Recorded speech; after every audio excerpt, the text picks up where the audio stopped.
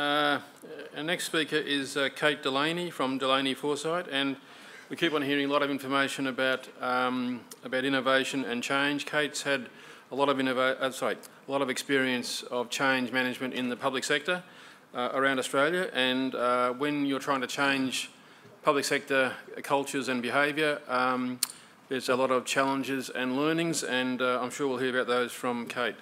Can you please welcome Kate Delaney? Thank you for inviting me to speak. Most of my experience in the public sector is with the Commonwealth.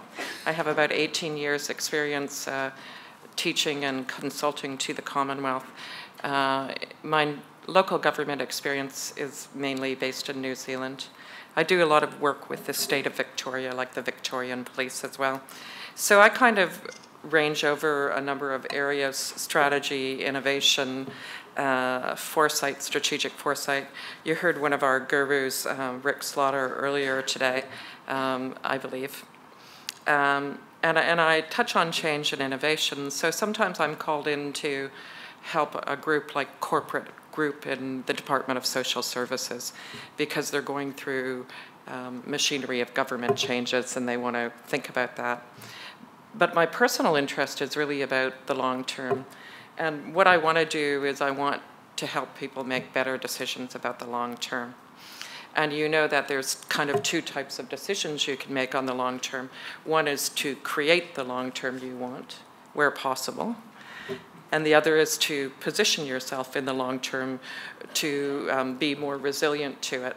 And so I kind of play across those fields. And one of the things I wanted to talk a little bit about today was I wanted to start with a question, because if you're going to think strategically or think about the long term or think about the future, one of the things I always pose is this question. You know, it's kind of a waste of time if you don't really go in thinking about how you'll be in a better position. And a lot of people forget that strategy and innovation and futures and foresight's about being in a better position than you are today, or positioning yourself well. And so I just want you to think about that. And then I sort of divided my speech into a couple of things. And I thought, what do I know about local government? And I'm by no means an expert, but I picked up a couple of things that I think are really important. And I'm taking them from listening to the Commonwealth, what the Commonwealth is obsessed with, and kind of applying what I think applies to local government. So in terms of the environment in which you work, I think there are two specific things I keep on hearing over and over. And Bill English is a New Zealand member of Parliament, and this was kind of, I like in strategy talking about aha and uh-oh moments. And I think what you want to think about is, when he said this, I thought, it's really interesting that people like me who are baby boomers might not appreciate the atmosphere I'm asking younger workers in the public sector to come into. It's different because we always had our ups and downs. You know, change of government, they'd cut the public sector a bit and you'd regrow. And I just think fiscal restraint or no money or doing more for less is kind of one of the things we hear all the time. The second thing that we hear is this: the growth of public expectations. And I think that if I can go into McDonald's and order my own hamburger in Sydney and I don't need somebody to interface with, why can't I go and order a license to do whatever I want to do? And why am I having an argument with somebody about burning in a barrel? You know, and those kind of questions that you don't understand why government hasn't moved with the times, and I think that's kind of interesting. I think the next point I want to make about the environment in which you work is parsing the speed of change and the difficulty or complexity of change. And so I just want to talk about this idea.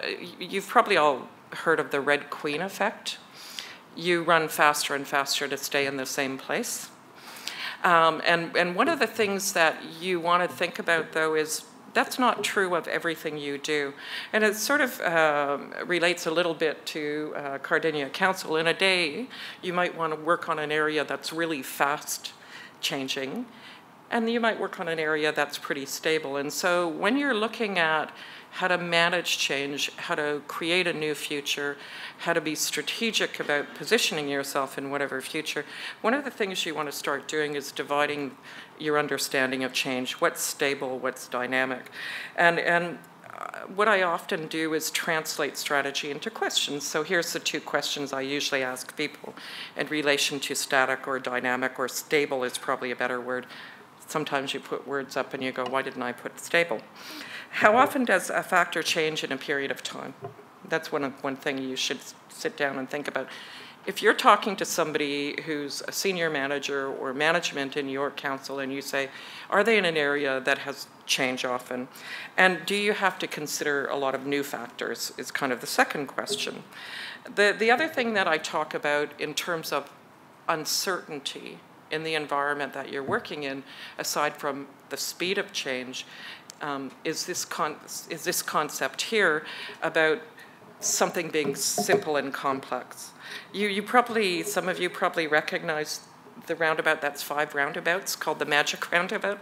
I just think I would have loved to have met the planner who did that, because that person was so bloody persuasive. You know, you have to think these things through. And the reason I put that slide up is we forget how things have relationships or links. So if I make this decision in my team, it affects another council team in this way. So we forget about flow-on or knock-on effects. And one of the things you have to say is that some workers and some people and some managers are in areas where there's more links and dependencies and relationships, and you can create unintended downstream effects, or you can kind of look at them. And one of the questions I ask in relation to this, and I want you to think about, here's what I'm saying. The environment in which you work, how fast is it changing? And how many links and relationships do you take into account? And the reason, of course, that you take into account links and relationships is that answers the question, where can I act or where should I act? It's really about where you put your effort to create the downstream effects that you want or you don't want. So those are kind of the things that I look at when I look at the environment in which you work. One's a bit more general, and then, of course, we know the money situation and the change. And so if we look at this, one of the things that I talk about is really how certain your environment is. So if you've got a stable and simple relationship, there's no dependencies, no links or connectedness, it's more certain. And then I've got a couple of other ideas about, you know, what's a bit uncertain, what's uncertain, and then what's very uncertain. Because what you do and how you manage certainty is one of the highest skills in strategy and thinking about the long term, and how you manage your way through uncertainty. And I think people don't realize that's kind of a key skill. That's sort of my first one is, if you're being strategic, you make uncertainty manageable. And I think I'm going to run through 3 other skills really quickly about, relatively quickly anyways, about that you have to have when you're talking about the future. The types of choices, like when you talk about the future, you've got different purposes. So the first one we talked about was reduce uncertainty. And the second one that I want to talk about is the conversations you have to build understanding. And those conversations are quite interesting. Sorry, back. That's the diagnostic conversation, the what is the problem? What challenges are we trying to address, and how will we achieve what we want kind of? It's your kind of research phase, your openness phase. That's where you bring in many brains, where you bring in the community, where you embrace diversity of the group. And the reason you do that is you get a better understanding of the problem, which will lead to better solutions. And so one of the conversations you have to teach your senior staff everybody probably, your executive and counselors to have is the build understanding conversation. So one of the purposes is what challenges are we working to address, and how do we believe we can make a difference? Those two questions are probably quite reasonable. The second type of conversation that you have is really about the shaped choices or the options or the solutions.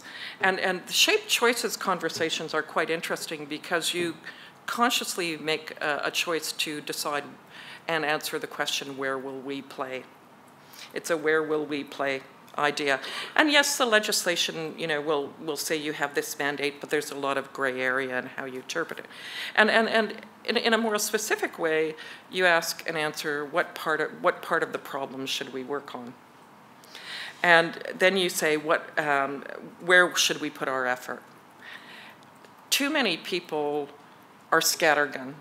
They kind of put a little bit of effort here, a little here. They have 15,000 priorities.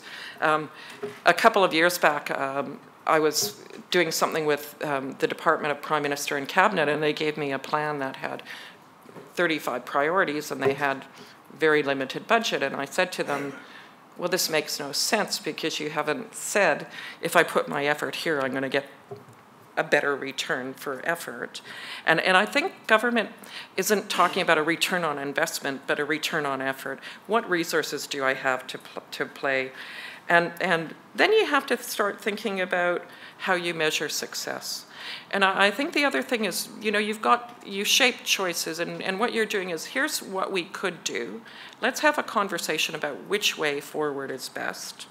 And then the next conversation is getting down the road 2 miles good enough, or do we have to go 500 miles?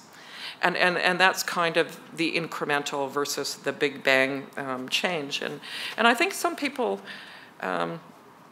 give outcomes for their staff or give outcomes for a project that are too far, a bridge too far. And I just want people to start thinking about, you've got 3 kind of conversations. What's our uncertainty level? The second type of conversation is, where will we play? The third is the shaped choices. What are we going to do? How are we going to address that? And kind of the fourth conversation is about the decisions you actually make. And thank you. And those are what choices we make, and that gets you back to reality. You know, there's a wonderful woman named Ellen Goldman who studies how people become strategic or how they get better about thinking about the long term. And she said, it's kind of, if you repeatedly ask, where are we? Where do we want to be? How do we get there, in that order? It's really useful. And that's sort of reminiscent of a book that Warren Berger issued a couple of years ago called A Beautiful Question. And it says each one of you should learn how to sequence questions so you get the conversations you need. And his theory is that if you're thinking about the long term, why, what if, and how? And the why questions are, why is this a problem now? Why haven't we solved this problem before now? And the what if is the option generation phase, and the how questions are really getting down to the nuts and bolts, much like the decision making. And remember, a lot of times what we're looking at is, what capabilities do we need to create the impact we want? That's really what a decision is about. You know, you're kind of mixing capability with outcome. And so I did a little chart. I think these slides are going to be available afterwards, John. And this is just kind of a little throwaway chart where I was saying, here, if you think about uncertainty, my first thing that you should do in thinking about the long term, peg your uncertainty. I kind of linked it to, if something's stable and simple, you're certain, so you spend more time on decision making. So I've just kind of linked it in. You might disagree with me, and I'm quite happy to have long conversations about what type of conversation you have, given your level of uncertainty. More time on option generation. More time on building understanding, you know, the buy-in kind of question, and shaping choices, option generation. And then the last one, where you're very turbulent, you're not going to make as many decisions, you're going to kind of make tentative decisions. You know, there's kind of a thing, let's start this way. And that kind of leads me to the choice, the conversation on innovation. So as with leadership, strategy, change, foresight less so, but a lot of those fields, there's hundreds of thousands of books and hundreds of thousands of theories. And one of the things that I like to do is kind of mix new and old. And this is kind of an old conversation about innovation. So innovation are your aha moments. How do you generate aha moments when you're talking, you're looking forward to an uncertain future and you're having different styles of conversations? And so if we look at the next slide, we've kind of got an interesting, and I wonder how Cardinia Council just before me dealt with that. And that's the concept here of a guy named James March from the 1980s talked about, and he talked about you need different skills to be innovative, explorer, than you do to do what you do better. So do something new, do something better, you need different sets of skills. And so if you choose to go incremental, you're doing what you do better, you're kind of driving an efficiency drive a bit, and it's harder to switch people over and to change their mind about being explorative, to do things in new ways. And so there's kind of a blend, and there's lots and lots of research about how we make innovative cultures, but that's kind of one of the old standbys in innovation. Are we going to explore? Are we going to exploit? And then Linda Hill more recently, does anybody look at TED Talks? Look up Linda Hill, and Rosalind Torres is the other one. So she talks about innovation in 3 ways, and she talks about 3 things that you should do when you're having those conversations about what you're going to do and what you're going to do the same, what you're going to do better, what you're going to do differently. Sorry. She talks about creative abrasion, and she said, your culture has to permit argument. It has to permit productive argument. And if you don't allow people to have heated but constructive arguments, you're not going to be innovative. And somebody's going to win and somebody's going to lose because it's a heated, constructive argument. So somebody's way, you're going to have to make a choice. And the second thing that she talks about, and this is a big, big buzzword in Canberra, I don't know why, agility. She talks about creative agility. And the thinking here is you should not do full-blown trials because they're too expensive. What you should do is test. Do little tests and experiments. So there's an obsession right now in the Commonwealth government, in the New Zealand central government, and a little bit in Canada and Britain on the higher levels with trying things before you buy them. So for example, if I'm going to get a patient to, the New South Wales hospitals had problems with patients not returning for their follow-up appointments with highly paid specialists, so you had idle resources. And so what they did is they tried 3 different things. They said, how can we remind somebody of their appointment? The nurse writes the appointment card, the patient writes their own, or you send them an electronic notification. And of course, the one where the patient wrote their own, they had a 17% higher return rate. So that idea about try before you buy. And you probably noticed that something in the paper in the last week or so where the tax office is sending text messages to their staff on unplanned leave. So please explain on this in a reply to this text. That's one of the options because they're doing traditional follow-up with half of them. So that idea of just testing something and gathering evidence about what works on the ground as you go. Not really having a big theory. Of course, the downside to that is you don't know always why something happens. But remember, move away from big paid trials and think about how do I gather evidence as you go. And that's kind of where Linda Hill is talking about agility. That's test, refine. And the last thing that she talks about is this idea about creative resolution, which is really your decisions, where possible, should combine even opposing ideas. This is the old thing about synthesis, you know, deal with opposites. How do you combine them? How do you combine the good and the bad? And if you remember, Professor Sullivan said they're not opposites really. You combine them. I call it kind of the Lego concept. Take this building block and that building block and put them together and see what happens. Thomas Edison used to write a list of, send his staff down into town, and he used to write a list of 5 or 10 things you observed, and then he'd rip the list in half, and he'd say, you said you saw a donkey with a hat and a street lamp, how would you combine them? So it's kind of the old creativity idea. So one of the things you have to remember is you have to think through reducing uncertainty. One way to help it is have a build understanding or a shape choices or a make better decision conversation. And then you have to fold in innovation into those conversations. Make those conversations innovative as well. It's kind of interesting. One of the things that I've seen in terms of better decision-making in the Commonwealth, and there are some really good examples of good decision-making, in spite of what you might think, is good is subject to interpretation, is the characteristics of long-term decision. So the first characteristic of good long-term decisions is you don't wait until you have trend data. You kind of anticipate change, and you look ahead in a way that you look for discontinuity or disconfirming or disruptive information.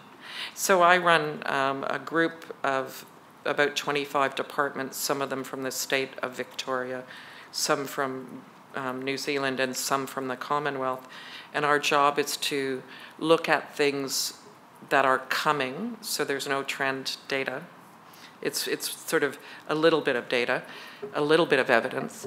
And what we do is we look at the ability to see what will affect government's ability to design and deliver services, programs, and policies. What will help you, what will hinder you. And so that idea of anticipation.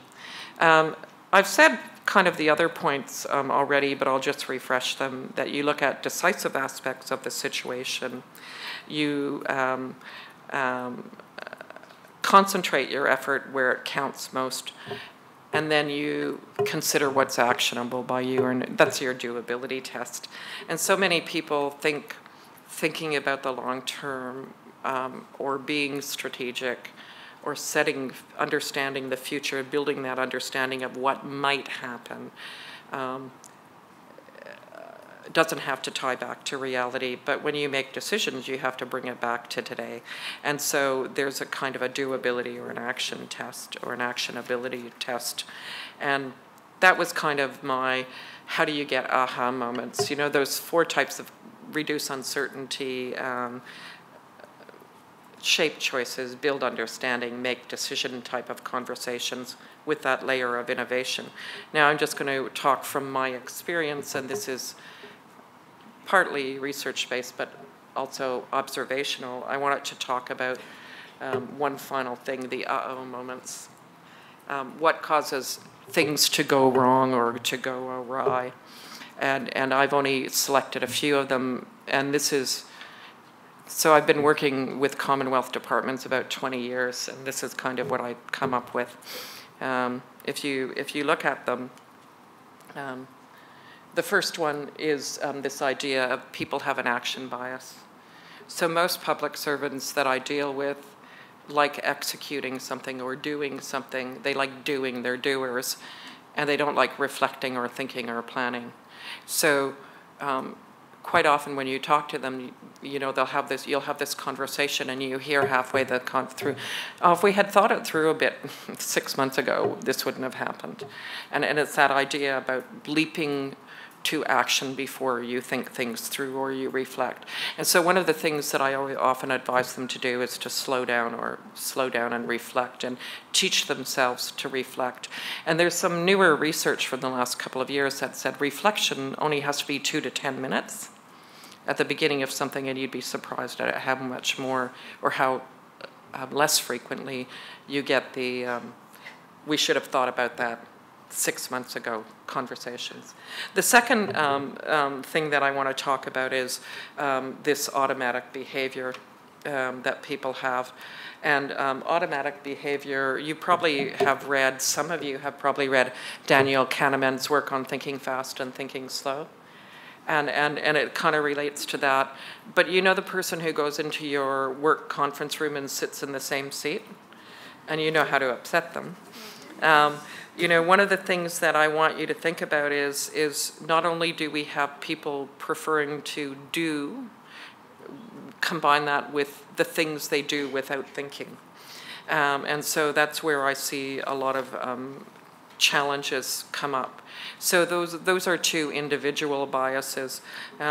Recently, there was kind of a third bias that came out McKinsey had, that you overestimated or were overconfident about what you could do. So there's a couple of good, in McKinsey Quarterly, a couple of good cognitive and behavioral biases we see.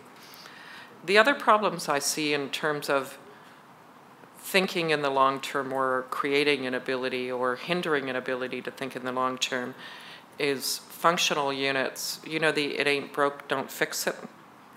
Something's worked for years, why are we tinkering with it kind of attitude.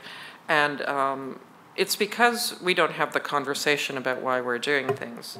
And I'll just mention two more. Managers fear failure, so they won't invest resources in something new. And then employees fear failure, so they don't put table ideas down. So those are kind of the 5 things. 2 of them are individual cognitive biases or behavioral biases. There's a list of them. And the other 3 are more workplace things I see. This is my hit list. Somebody might have a different hit list.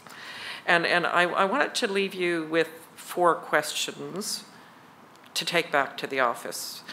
Part of the job, I think, sometimes of a speaker is to make you stay awake at night. And not in a nasty or a nice way. But part of the job is to give you things to think about. And, you know, I always look for uh-oh or aha moments because I learn a lot from them. And so here's, for what they're worth, my kind of idea about the questions.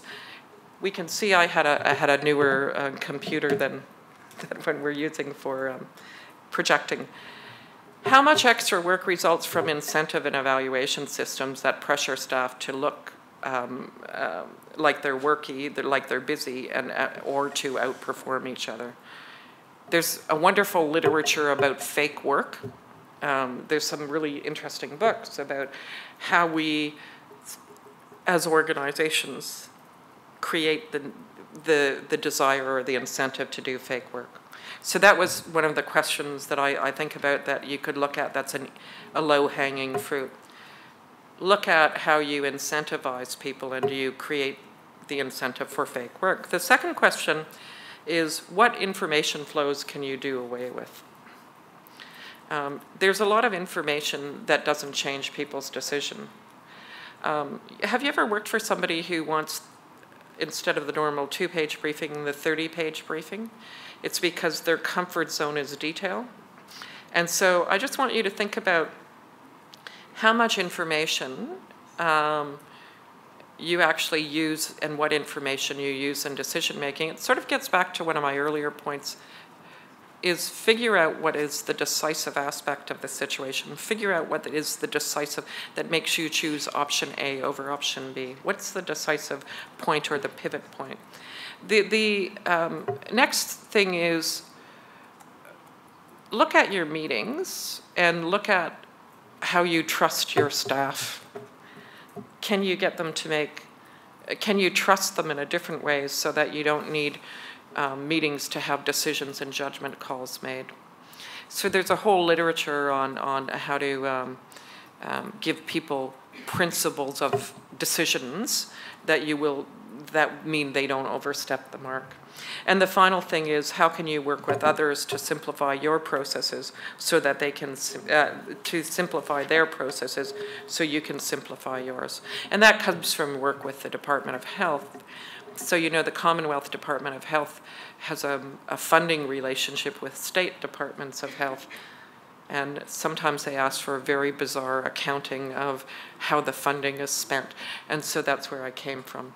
So I didn't want to cover the same thing that I knew a lot of other speakers would. And I just want you to take away kind of 4 purposes of thinking about the long term. One is to unpack uncertainty in a way that you can manage it. And then there's to have conversations to build understanding between people.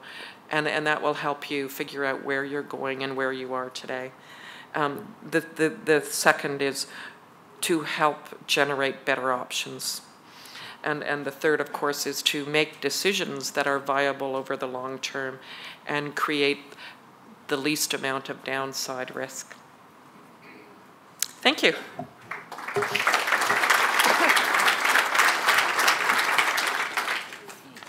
Any questions for Kate?